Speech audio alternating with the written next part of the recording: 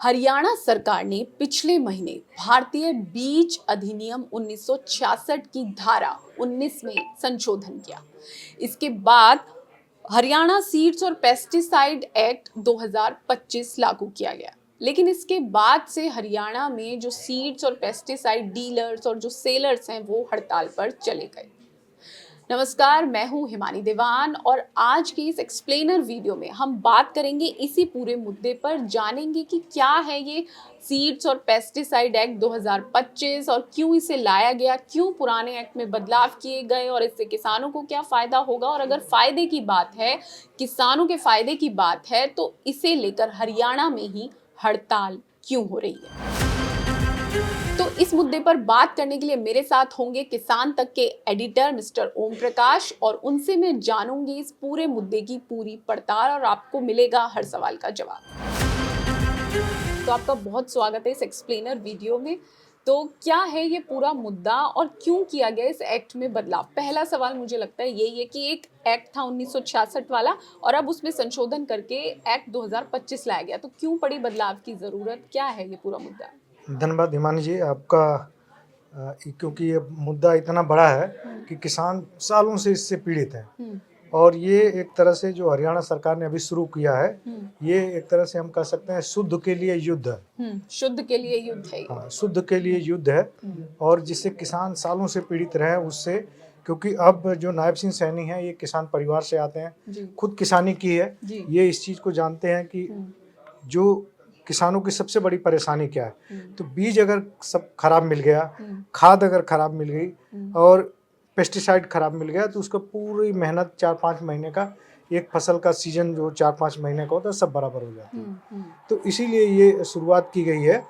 और महत्वपूर्ण बात ये है कि इसका एक भी किसान संगठन, इवन जो संयुक्त किसान मोर्चा के लोग विरोध कर रहे थे लगातार एमएसपी के मुद्दे पे, वो लोग भी आकर के सामने आकर के खुद इसका समर्थन कर रहे हैं कि ये पहली बार सरकार ने कोई किसानों के हित के लिए इतना बड़ा फैसला लिया है। तो ये किसानों के तो हित में है, लेकिन शायद ये डीलर्स और सेलर्स के हित में नहीं है, तो उन्होंने 7 दिन की हड़ताल का ऐलान किया। लेकिन एक हम बेसिक सवाल पूछते हैं कि जब भी हम कोई चीज़ खरीदते हैं तो उस पर कुछ मार्किंग होती है एफएसएसएआई की, हमें समझ में आता है कि हम जो खरीद रहे हैं वो सही है। लेकिन जब किसान बीज खरीदता है, बीज एक बेसिक चीज है जिससे पूरी फसल तैयार होगी, तो जब किसान ने बीज खरीदा तो उसके असली नकली होने की कोई पहचान या वो तरीका क्या होता है जिससे पता चल सके? आप ही की एक स्टोरी थी जो मैंने पढ़ी, तो उसमें आपने बताया कि एक साल में एग्री इनपुट के 14,840 सैंपल फेल हुए। तो एक बड़ा आंकड़ा है और इससे तो किसान की पूरी मेहनत खराब हो जाती है अगर बीज खराब निकल आया। देखिए, आपने एक बात कही, आपने सवाल जो पूछा उसमें एक बात कही कि ये डीलर्स के खिलाफ है या कंपनियों के खिलाफ। बिल्कुल नहीं, किसी भी कंपनी के जो अच्छा माल बेचती है उसके खिलाफ नहीं है, जो सही चीज बेचता है उसके डीलर के खिलाफ नहीं है, दुकानदार के खिलाफ नहीं है। ये उन लोगों के खिलाफ है जो स्प्यूरियस चीज बेचते हैं, नकली चीज बेचते हैं या फिर दोयम दर्जे का चीज बेचते हैं, उनके खिलाफ है। ये एक तरह से जो देश को नुकसान पहुंचाने वाले, किसान को नुकसान पहुंचाने वाले जो भी एजेंट हैं, ये उनके खिलाफ है। जो टैक्स चोरी भी कर रहे हैं, देखिए अगर कोई ब्रांडेड है कोई चीज़ है जो किसान के लिए आ रहा, जो सही से उसका प्रोडक्शन हुआ है सीड का या पेस्टिसाइड का ठीक से प्रोडक्शन हुआ है, तो उसमें कोई भी गलती की कोई संभावना नहीं रहेगी। और उसमें तो बाकायदा वो जीएसटी पे करके 18% जीएसटी पेस्टिसाइड पे, किसी पे 5% है, किसी पे 10% है, जीएसटी भी जो पे करते हैं वो सारे लोग। लेकिन अगर कोई नकली बना के बेच रहा है उसमें, उसका तो कोई जीएसटी पे नहीं करना है, तो सरकार को भी नुकसान है और किसान को नकली चीज जा रहा है। और ये होता कैसे? मान लीजिए आपने टमाटर का सीड इस वक्त जो है 60,000 रुपए किलो, 60,000 रुपए टमाटर का सीड इस वक्त लगभग बीज इतना महंगा है। इस समय जो लोग देख रहे हैं उन्हें बता दें कि टमाटर की फसल पूरी बर्बाद हो रही है, पूरी बर्बाद हो रही है। 60,000 रुपए किलो है टमाटर की इस वक्त बीज। उसमें मान लीजिए आपने 10 ग्राम 20 ग्राम बीज लिया, 100 बीज है 100 में से कम 90-95 का जर्मिनेशन होना चाहिए। लेकिन अगर 100 बीज आपने लिया, उसमें से 50 बीज की जमावट हो रही है, बाकी सारा सड़ जा रहा, खराब हो जा रहा, तो वहीं से नुकसान किसान का शुरू हो गया। जर्मिनेशन का पता कितने दिन में लग जाता है कि बीज जम गया? 2 से 3 दिन में, 2 से 3 दिन मैक्सिमम 3 दिन किसान को पता चल जाएगा कि जो खरीदा है बीज वो खराब है। वो खराब है, अगर नहीं, क्योंकि अगर नहीं जमेगा, उसने 100 बीज अगर डाले हैं और 100 में से 50 या 60 70 भी अगर जम गया तो भी वो गलत है। कम से कम 95-96 बीज उसमें से जमने चाहिए। 4-5 हो सकता है, हाँ 4-5 इधर उधर हो जाए तो इतना जम जाता। अगर 50% नुकसान हो गया उसका, तो उसी दिन से वो पीछे चला गया। मान लीजिए उसने सोचा कि मार्केट में मुझे 1 महीने बाद 2 महीने बाद हमें मार्केट में अर्ली हमारी फसल आ जाएगी, और उससे जब मार्केट में फ्लो नहीं रहेगा फसल आने का, आवक कम होगी, तभी मेरी फसल जाएगी तो अच्छा दाम मिलेगा। तो जब उसका बीज खराब हो जाएगा, फिर से नया बीज ले आएगा वो, बिल्कुल, फिर से उसका 2-4 दिन 10 दिन लेट होगा। अगर मैं यहाँ आपको रोकूं कि उसने बीज खरीदा, भरोसे पे खरीदा या क्या, तो पहली बात तो ये कि शायद उसे बिल लेना चाहिए। बिल लेते हैं किसान? ये सबसे महत्वपूर्ण बात है। इस एक्ट में भी पहले तो ये समझा दिया जाए कि पहले जो एक्ट था, जो पहले बना हुआ था, उसमें कोई भी अगर पकड़ा भी जाता था, अव्वल तो किसी को सजा होती नहीं।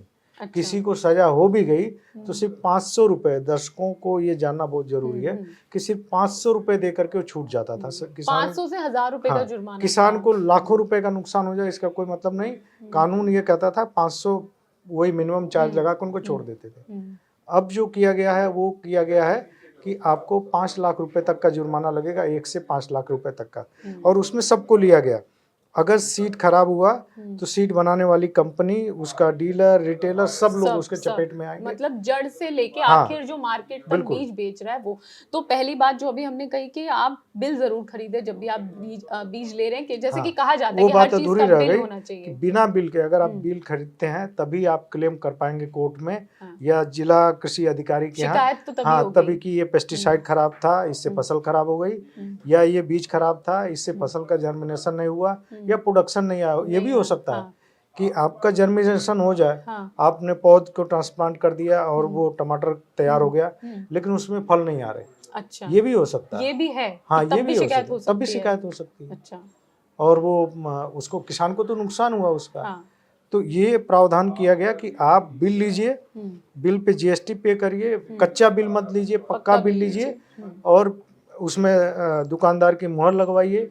अगर उसको लेटर उस पर कोई पक्का बिल बनवा रखा है तो पक्का बिल ले करके सरकार को भी पे करिए आप जीएसटी, और अपने लिए भी सुरक्षा एक प्रदान कर लीजिए खुद के लिए कि मतलब अगर कुछ होता है, एक इंश्योरेंस है कि आपकी सुनवाई तो हो सकती है। तो पहला स्टेप तो ये है कि आप बीज खरीदें तो जो भी चीज खरीदें उसके लिए बिल उसका पक्का बिल लें, और फिर जर्मिनेशन के 2-3 दिन में आपको पता चल जाएगा। अगर सही लगता है तो ठीक है, वरना आप इसकी शिकायत करें। तो शिकायत करने का प्रोसेस कहाँ से शुरू होता है? मान लीजिए खराब हो गया तो फिर क्या करना है उसके बाद? सबसे पहले जो उसके ब्लॉक में अधिकारी कृषि का बैठा उसको कर दे, या फिर जिले में कर दे, जिला कृषि अधिकारी को, वहाँ से शुरू हो जाएगा। वहाँ से शुरू पेस्टिसाइड का भी, सीड का भी, खाद का भी, तीनों चीजों का। अच्छा। और तीनों के सैंपल बड़े पैमाने पे फेल होते हैं। अच्छा, ये जो सैंपल फेल होने की बात आ रही है, और मेरे मन में जो बार बार एक सवाल आ रहा है, क्या कुछ चीजें होती है ना, हम खुद भी बताते हैं कि इसकी पहचान ऐसे होती है, बीज की पहचान कैसे करेंगे? इतनी सारी चीजें, उनके अलग अलग बीज, या सिर्फ लैब टेस्टिंग ही होती है, और लैब की क्या सिचुएशन है? देखिए, इसमें तो कोई ऐसे पहचान नहीं आ सकता। अच्छा। अब मान लीजिए काली मिर्च में किसी ने पपीते का बीज मिला करके बेच दिया, आपको क्या पहचानेंगे? उसको तो खा के ही पहचाना जा सकता है कि उसमें तीखापन है कि नहीं है। तो इसी तरह इसमें है कि आप या तो आपके आसपास अगर लैब है तो उसमें चेक कराइए, या फिर आप जर्मिनेशन देख लीजिए। दुर्भाग्यपूर्ण बात यह है कि इस देश में न तो सीड टेस्टिंग लैब है, न तो फर्टिलाइजर की कोई टेस्टिंग का लैब है, न तो पेस्टिसाइड की टेस्टिंग का लैब है। आप सोच लीजिए कि 750 के आसपास जिले हैं भारत में, और मुश्किल से 150 से 250 टोटल टेस्टिंग के लैब हैं पूरे देश में। ये कितनी दुर्भाग्यपूर्ण बात है कि आप कहीं भी, आपको किसी जिले में, आपको बताऊं, पूरे यूपी में अभी मैं देख रहा था, पूरे उत्तर प्रदेश में 75 जिलों में टोटल सारी, हर लैब में हर कुछ चेक नहीं होता, फिर भी मैंने जोड़ के देखा कि टोटल लैब ही 22 है। उसमें सीट का अलग है। नहीं, यूपी में, यूपी में हरियाणा इतना में, बड़ा राज्य। हरियाणा में 5-6 लैब हैं टोटल, 6 लैब हैं। 6 लैब। हाँ टोटल सारी लैब है। अब मान लीजिए कि मेवात का जो अलवर से शुरू होता है जिला, मेवात का किसान अगर पंचकुला में है तो पंचकुला में इतना दूर क्यों जाएगा 300 किलोमीटर की यात्रा करके, तो उसका तो उसी में तो सत्यानाश हो लैब जाएगा। टेस्टिंग के लिए किसान को सीधे जाना पड़ता है, कृषि अधिकारी हेल्प कर देते हैं नहीं, कि खुद भी जा सकता है, जा या सकता फिर अगर कोई मान लीजिए कोई दिल्ली के आसपास है तो नहीं। पूसा में जा सकता है। अच्छा, पूसा मतलब में जाके, नेशनलाइज भी है कि कहीं हाँ, से भी आके आप टेस्ट पूसा में करा जाके सकते हैं। कहीं से भी कोई पर चेक ये करा तो एक सकता है। किसान के लिए प्रैक्टिकल नहीं होगा कि वो प्रैक्टिकल कहीं नहीं, भी आके लैब ढूंढे फिर लैब में जाए, तो बिल्कुल इसमें कृषि प्रैक्टिकल। अधिकारी मदद करते हैं। हाँ, कृषि अधिकारी मदद करते हैं, लेकिन आपके पास ओरिजिनल बिल होना चाहिए। आप उसका कम से कम वीडियो बना लें कि ये हमने यहाँ इस कंपनी से तरह से बीज लिया, उस पैकेट उसका फाड़ रहे हैं, ओपन कर रहे हैं, उसका वीडियो बना लें। और जब आप उसकी नर्सरी में वो डाल रहे हैं, सीड डाल रहे हैं, तब उसका भी वीडियो बना लें, पता लग जाएगा इसी का है, आराम से कोर्ट में जाके प्रूफ हो जाएगा, प्रूफ हो जाएगा। लेकिन आप लगातार फॉलो करते रहते हैं चीजें, तो ये तो अभी समझ में आया हमें कि एक एक्ट आया, उसमें बदलाव हुए हैं और वो बदलाव बहुत जरूरी थे, क्योंकि किसान को अगर नकली बीज मिलेगा तो उसकी तो पूरी व्यवस्था खराब हो जाएगी, लागत निकालना मुश्किल हो जाएगा और जो भी उसने एफर्ट किए वो खराब चले जाएंगे और फसल का जो साइकिल है वो भी पूरा एक खराब हो जाएगा। तो एक एक्ट में बदलाव किया गया है और उस एक्ट के बाद सजा बढ़ा दी गई है, जुर्माना बढ़ा दिया गया है, ताकि नकली जो बीज है, खाद है, कीटनाशक है, उन पर रोक लगे। लेकिन अगर हम पीछे जाकर देखें तो ये चीज कितनी परेशानी भरी रही है किसानों के लिए, नकली बीज, कीटनाशक, और फिर हमारे लिए भी हम खा रहे हैं वो चीज जो वो उगा रहा है। देखिए, पूरा साइकिल तमाम राज्यों में ऐसा आया है, हर एक आम आदमी तक अभी तेलंगाना में आया था, मिर्च की फसल पूरी खत्म हो गई, नकली बीज की वजह से, नकली पेस्टिसाइड आया था, की वजह से। पेस्टिसाइड 2M दर्जे का था, वो काम नहीं किया। अच्छा, तो इस तरह के बहुत सारे मामले आते हैं। और अच्छा, तो ये खाद बीज बेचने वाले गवर्नमेंट सेलर्स ही होते हैं या रिटेल प्राइवेट भी होते हैं? नहीं, प्राइवेट भी होते हैं, मतलब कौन गवर्नमेंट, बन सकता है? कोई भी खोल सकता है बीज और खाद कोई की भी बन दुकान? सकता है, इसके लिए कोई ऐसा नहीं है। बस ये होना चाहिए कि लाइसेंस तो मिलता होगा। लाइसेंस तो कोई दुकान रहेगा तो उसका मान लीजिए शॉप एक्ट में रजिस्ट्रेशन करा लीजिए, अच्छा। शॉप एक्ट में भी रजिस्ट्रेशन होता है। बाकी जो है कि आप जब भी खरीदने जाएं तो बिल जरूर लें, बिल मिलेगा तभी आपको कोई सेफ्टी होगी, वरना आपके लिए कोई माई बाप नहीं आपका। हाँ। चाहे आपका 5 लाख का नुकसान हो जाए, 10 लाख का नुकसान हो जाए, कुछ नहीं हो सकता। देखिए, महत्वपूर्ण बात यह है जो अभी हरियाणा में हो रहा कि पूरी एक लॉबी जो सीड कंपनियों की है, लॉबी जो आपके पेस्टिसाइड कंपनियों की लॉबी है, ये सरकार को इससे वापस लेने के लिए दबाव डाल रही है, और उस तरह से दबाव डाल रही जैसे महाराष्ट्र में वापस हुआ। महाराष्ट्र का किस्सा कंपनियों ने भी मना कर दिया महाराष्ट्र कि हम में बेचेंगे नहीं यहाँ। हाँ, मैं तो कहता हूँ मत बेचिए, अगर आपको नकली बेचना मत बेचिए, असली बेचना बेचिए, और उस पर मार्जिन तय कर लीजिए, जितना भी मार्जिन आपको कंपनी देती है। मान लीजिए किसी बड़ी कंपनी का अगर वो है, सीड है या पेस्टिसाइड है, उस पे रिटेलर का, डीलर का, सबका मार्जिन तय है ना। लेकिन अगर उस पे 20% का मार्जिन है तो नकली बेचने वाला 50% का मार्जिन देता है, और यही रिटेलर सबसे ज़्यादा ये बेचते हैं। आप जाएंगे कि फलाना कंपनी का दे दीजिए हमें पेस्टिसाइड, वो कहेगा नहीं ये वाला आया है क्योंकि इस पे उसको ये अच्छा है, इस पे डिस्काउंट है। हाँ, इस पे डिस्काउंट है, और वो कंपनी क्या करेगी, उसे विदेश भेजेगी या उसको ज़्यादा डिस्काउंट देगी। तो कभी भी रिटेलर के कहने पे आप मत जाइए, जो आपका नज़दीकी कृषि विज्ञान केंद्र है वहाँ से पूछ लीजिए कि कौन सी कंपनी की दवाई सही है, कौन सी कंपनी विश्वसनीय है। आपको भी जो लगता है कि ये कंपनी विश्वसनीय है, इसके केस नहीं आते हैं, उस पर खरीदिए, किसी नई कंपनी पे ऐसे मत जाइए, और अगर जाइए भी तो बिल लेकर के जाइए। महाराष्ट्र का एक बार किस्सा अगर आप चाहेंगे तो मैं बता दूंगा, बिल्कुल बताइए सर। क्योंकि जैसे जिस तरह का यहाँ दबाव पड़ रहा है सरकार पे कि इसको वापस ले लीजिए, महाराष्ट्र में भी ये हुआ था दिसंबर 2023 में। अच्छा। वहाँ पे एक एक्ट है दिसंबर 2023 में, उसको Maharashtra prevention of dangerous activities act, MPDA। अच्छा। इस एक्ट में संशोधन करके 5 वो बनाए गए थे, ऑर्डिनेंस बनाए गए थे संशोधन के, और उसे नागपुर में जो इनका विधानसभा सत्र चलता है शीतकालीन, महाराष्ट्र में 2 जगह चलता है, तो वहाँ पे पेश किया जाना था। और इसमें ये था कि अगर नकली या 2M दर्जे का कोई बीज मिलता है, पेस्टिसाइड मिलता है, खाद मिलती है, तो उसके खिलाफ जो आपराधिक मामला दर्ज होता है, उतना ही स्मगलिंग सजा का होगी। मामला दर्ज होता है, जैसे जो रेत क्रिमिनल माफिया केस का लगेगा। होता है या ड्रग माफिया के खिलाफ जिस तरह के कानून लगते हैं, उस तरह का एक्ट लगा करके और उसको जेल भेजा जाएगा। जो भी कंपनी का रिप्रेजेंटेटिव होगा उस स्टेट का, उसको जेल जाना पड़ेगा, ये तय था।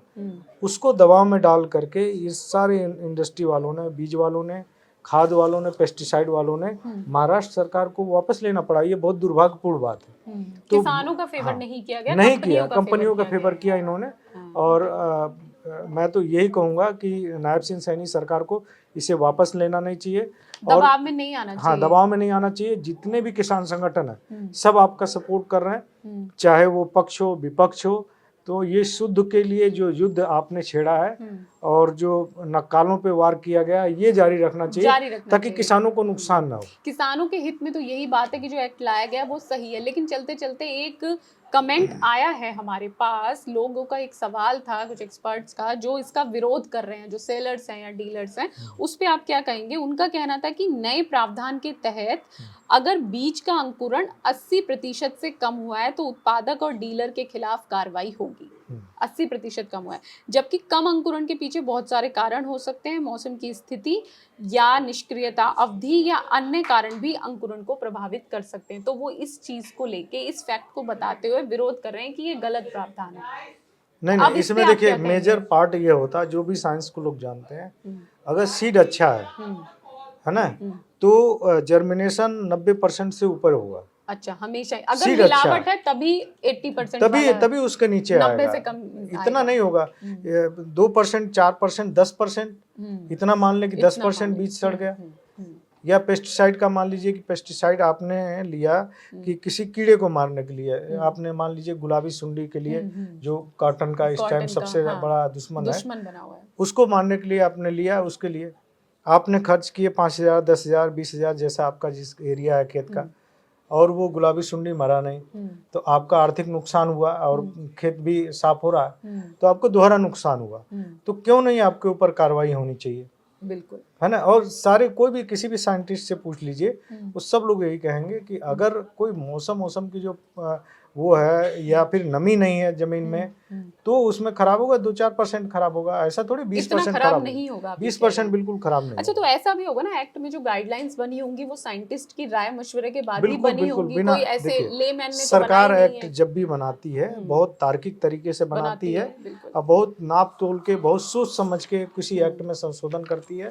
बस मेरा ये है कि देखिए, हरियाणा एग्रीकल्चर का स्टेट है, इसका कल्चर ही एग्रीकल्चर है, उसको अगर आपको बचा के रखना है तो कम से कम ये नक्कालों से और जितने भी धोखाधड़ी करने वाले लोगों से, इनसे बचाने के लिए इस एक्ट में मैं तो ये सिफारिश करूंगा, उम्र कैद तक की प्रावधान कर देना चाहिए इसमें। और तमाम किसान नेता भी मांग कर रहे हैं कि आप ये देखिए कि आप किसी कस्बे में सिर्फ दुकान खोल लीजिए सीड की, पेस्टिसाइड का, एग्री इनपुट का, 2-3 साल में बड़ी गाड़ी आ जाएगी आपके पास। इतना प्रॉफिट है, इतना प्रॉफिट है ना। और जो भी बड़ी कंपनियां हैं उनका जो माल आता है उसमें प्रॉफिट कम मिलता है। जो नई कंपनियां हैं या इस तरह का जो हेर फेर करने वाले लोग हैं, वहाँ से ज़्यादा आता है। आप देखिए, दिल्ली में हमने कई बार खबर लिखी है कि दिल्ली में जहाँ पे सारे मंत्रालय बैठे हैं, कृषि मंत्रालय भी है, फर्टिलाइजर मिनिस्ट्री भी है, सारे मिनिस्ट्री हैं, वहीं पे दिल्ली में स्प्यूरियस पेस्टिसाइड मिल रहा है। बड़ी बड़ी कंपनियों के वो जो है ब्रांड जो है मिलावट करके उनका सील करके बेचे जा रहे हैं। तो किसान कहाँ सुरक्षित रहेगा अगर दिल्ली में सब कुछ हो रहा है? तो किसान की सुरक्षा की अगर बात आएगी, और अगर किसान सुरक्षित है तो ही हम सुरक्षित हैं, और किसानों के हिसाब से, किसानों के लिए किया गया हरियाणा सरकार का एक बहुत अहम फैसला है, बहुत अच्छा फैसला है। जो सेलर्स और डीलर्स हड़ताल कर रहे हैं और इसका विरोध कर रहे हैं, उनको लेकर जो भी तर्क थे वो भी मैंने ओम प्रकाश जी से पूछे, और मुझे लगता है यहाँ पे वो सारे तर्क खारिज होते हैं और एक बहुमत वाली आवाज आती है, किसान की तरफ से एक आवाज आती है कि किसान की सुरक्षा और फसल की सुरक्षा के लिए ये जो एक्ट संशोधन करके लाया गया है, हरियाणा सीड्स और पेस्टिसाइड एक्ट 2025, इसे लागू होना चाहिए, और जो महाराष्ट्र में हुआ वो हरियाणा में नहीं होना चाहिए। ऐसे मुद्दों पर तमाम एक्सप्लेनर वीडियोस के लिए भी आप बने रहिए किसान तक के साथ। धन्यवाद। अगर ये वीडियो आपको पसंद आया है तो इसे लाइक ज़रूर करें। अगर चैनल अभी तक सब्सक्राइब नहीं किया है तो कर लें, और नोटिफिकेशन पाने के लिए बेल आइकन भी दबा दें।